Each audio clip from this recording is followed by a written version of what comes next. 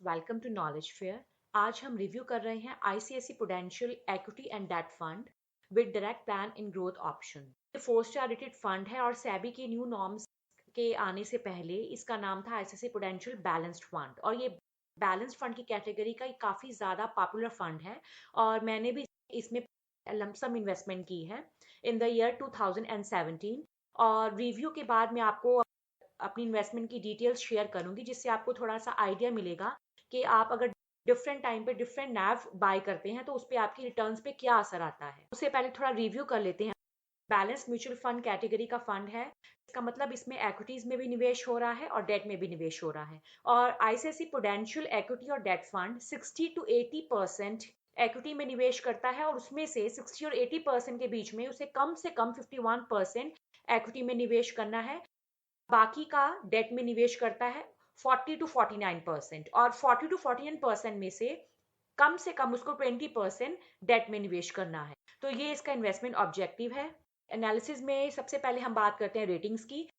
Fund ने last 2 years से बहुत अच्छा परफॉर्म किया है और 2 सालों से इसने 3 से 4 स्टार की रेटिंग ले ली है।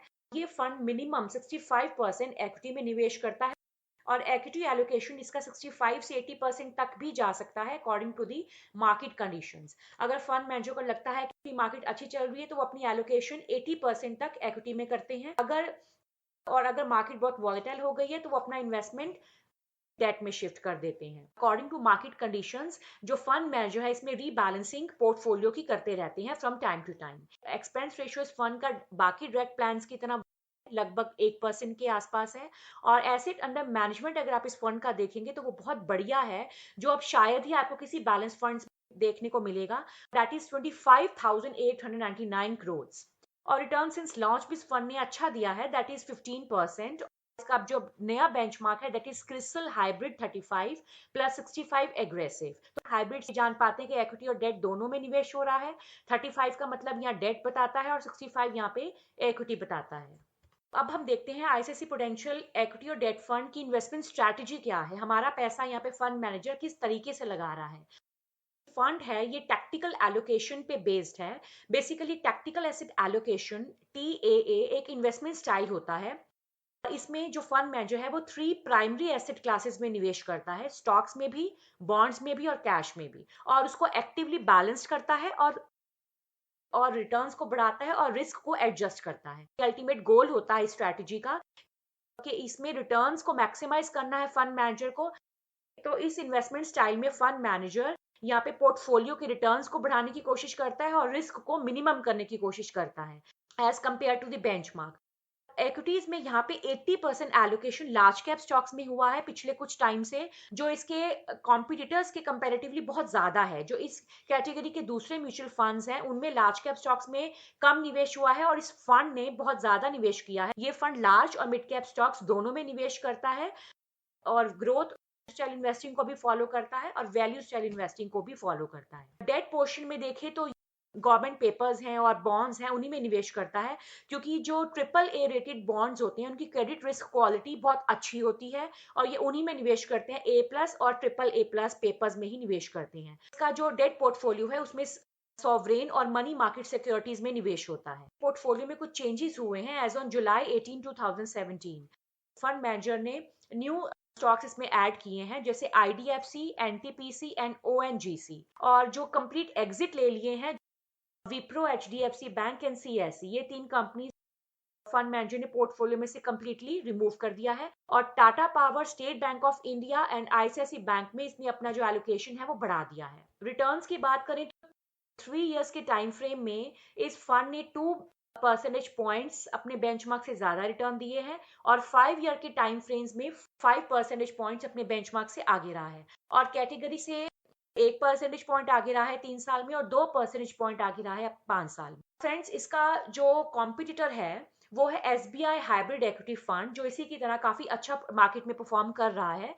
ICICI Pru equity debt fund में निवेश नहीं करना चाहते हैं तो दूसरा ऑप्शन है आपके पास SBI हाइब्रिड इक्विटी फंड। ये मिड कैप्स में बहुत ज्यादा निवेश करता था, पर क्योंकि मिड कैप और स्मॉल कैप के पिछले 1 साल से वैल्यूएशंस बहुत हाई हो गई हैं तो इस वजह से फंड मैनेजर ने लार्ज कैप स्टॉक्स में बहुत ज्यादा निवेश करना शुरू कर दिया है और लार्ज कैप्स पे ये बहुत ज्यादा ओवरवेट है अपने रिटर्न्स को बढ़ाने के लिए ये टैक्टिकल एलोकेशन स्ट्रैटेजी को फॉलो करता है। इस फंड को 3 फंड मैनेजर्स देख रहे हैं, अतुल पाटिल, मनीष बांतिया एंड शंकर नारायण, जिनको काफी अच्छा एक्सपीरियंस है। आईसीआईसी प्रू इक्विटी और डेट फंड में मैंने 2017 में निवेश किया था, तो मैं आपको दिखाना चाहूंगी अपने एक्सपीरियंस इस फंड के साथ कैसा रहा है अभी तक का। आईसीआईसी प्रूडेंशियल म्यूचुअल फंड्स में अगर आपने निवेश किया है तो उसकी एक ऐप आती है आई प्रू टच, जिसको हम डाउनलोड कर सकते हैं, that is free of cost. उसको डाउनलोड करके हम उसमें अपनी सारी जितनी भी इक्विटी इन्वेस्टमेंट्स आप इसमें अपनी ट्रैक कर सकते हैं। तो अभी मैं इसमें लॉग इन कर रही हूँ। फ्रेंड्स, आप मेन्यू में देखेंगे कि यहाँ पे है my portfolio, transact now, I save, I Pru M F, SIP, statements and transaction history. ये कुछ इसकी आइकॉन्स है मेन्यू में, और मैं जा रही हूँ माय पोर्टफोलियो में। इसमें मैंने इन्वेस्टमेंट किया है 2,53,667 रुपीज का, और जो करंट वैल्यू है इसकी एज ऑन 5 मार्च 2019 में इसकी जो करंट वैल्यू है दैट इज 2,62,565। तो ये मैंने लमसम इन्वेस्टमेंट किया है 2,53,000 का, और आप देखेंगे जो मुझे अभी तक का जो रिटर्न दिया है दैट इज 2.78%। इसमें मुझे 8,897 रुपीज का गेन हुआ है, की डिटेल्स भी चेक कर सकते हैं। अगर आप देखें 16 मार्च 2018 को इस फंड का एनएवी था ₹133, और मैंने इन्वेस्टमेंट किया था 43,667 का, जिसपे मुझे रिटर्न मिला है 1.86%। फ्रेंड्स, जो मैंने इसमें लमसम इन्वेस्टमेंट की थी ये मैंने स्प्रेड की थी।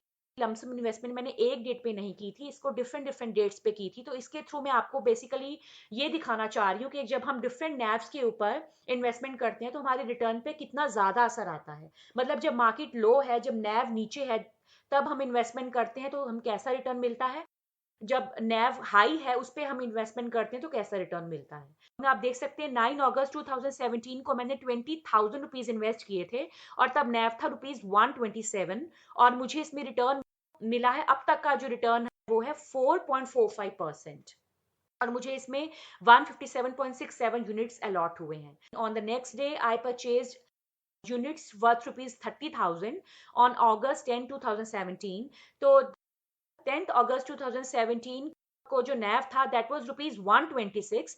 तो जस्ट आप देख सकते हैं कि 127 का नैव था और 126 का नैव है, मेरा पूरा 1% का फर्क पड़ गया। यहाँ पे यहाँ मुझे रिटर्न मिल रहा है 4.45% का, और यहाँ मिल रहा है 5.1% का। You can just see the difference के हम डिफरेंट नैव पे सिर्फ एक यूनिट का भी इसमें फर्क हो, 127 से 126 पे मैंने लिया है, इसमें 1% का फर्क पड़ जाता है। अगेन मैंने 11 अगस्त 2017 को 20,000 रुपीज का इन्वेस्टमेंट किया था, तब नैव था 125।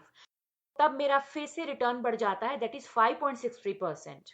तो आप देख रहे हैं मैंने 127 के नैव पे भी लिया है, 126 के नैव पे भी लिया है, और 125 के नैव पे भी लिया है। उसके बाद again it comes 127 on 18 August 2017, naive is 127, और यहाँ मैंने परचेज किया है 10,000 का, और इस पे रिटर्न मुझे मिलता है 4.67% का। देन अगेन ऑन 22 सितंबर 2017 में परचेज कर रही हूँ अगेन 127 पे, तो मुझे अगेन 4.6% का रिटर्न मिल रहा है। देन 13 नवंबर को अगेन मैंने 10,000 का किया। अब आप यहाँ पे देख रहे हैं कि जब नैव 135 है, आप देख सकते हैं कि यहाँ पे नैव 135 है, और जब मैं इस डेट पे परचेज कर रही हूँ 30 नवंबर 2017 को, द नैव वॉज 135। तब मुझे आप देखिए कितना कम रिटर्न मिल रहा है 20,000 के अमाउंट पे, जस्ट 0.5%, जो 1% भी नहीं है। कि आप देख सकते हैं कि नैव का कितना ज्यादा डिफरेंस है। मतलब मुझे यहाँ पे यूनिट्स बहुत महंगे में मिले हैं, इन्वेस्टमेंट पे कितना फर्क पड़ रहा है। 2 फेब 2018 को जब मैंने परचेजिंग की है 137 के नैव पे, तब मेरा रिटर्न माइनस में ही चला गया है, आप देख सकते हैं। और 5 फेब 2018 को मैंने जब परचेजिंग की है तब मेरा 0.91% रिटर्न गया है। ये अगेन नेगेटिव मेरे शो कर रहा है। तो आप देख सकते हैं फ्रेंड्स कि मैंने जब 134, 135, 136 की नैव्स पे परचेजिंग की है तब मेरा रिटर्न यहाँ पे कितना कम हो गया है। तो इसलिए फ्रेंड्स हमें हमेशा जब मार्केट डाउन है तब परचेजिंग करनी है, तब हम यूनिट्स सस्ते में खरीदते हैं, हमें रिटर्न बहुत अच्छा मिलता है उस पर। तो ये मैं आपको यहाँ पे दिखाने की कोशिश कर रही हूँ। These are my unit details. तो फ्रेंड्स ये बहुत अच्छा ऐप है। अगर आपने ऐसे पोटेंशियल म्यूचुअल फंड्स में निवेश किया है तो आप ये ऐप को यूज कर सकते हैं, अपने इन्वेस्टमेंट्स को बहुत इजीली ट्रैक कर सकते हैं। इसमें आप सिप भी स्टार्ट कर सकते हैं या रिन्यू करवानी है, इसका भी इसमें ऑप्शन है। तो दैट्स इट। मैं आशा करती हूँ कि आप आईसीआईसी प्रो इक्विटी और डेट फंड का रिव्यू समझ आया होगा, आपको थोड़ा आइडिया मिल गया होगा कि ये फंड कैसे काम करता है, इसकी इन्वेस्टमेंट स्ट्रैटेजी क्या है। और आपकी कोई भी क्वेरी है रिलेटेड टू योर इन्वेस्टमेंट्स, आप कमेंट सेक्शन में जरूर पूछिए। Thank you so much.